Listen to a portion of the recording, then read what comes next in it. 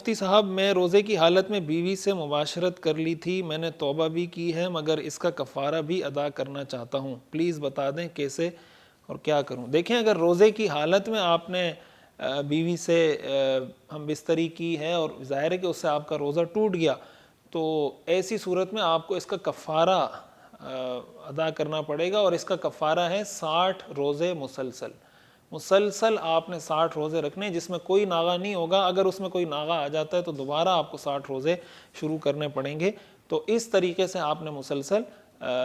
60 روزے رکھنے ہیں، اور جو خاتون ہیں انہوں نے بھی مسلسل رکھنے ہیں، اس میں جو ان کے مینسس کے ایام ہیں اس کو مائنس کر کے باقی تمام دنوں میں مسلسل روزے رکھنا ضروری ہے۔ السلام علیکم مفتی صاحب، میرا مسئلہ یہ ہے کہ میں ایک کمپنی میں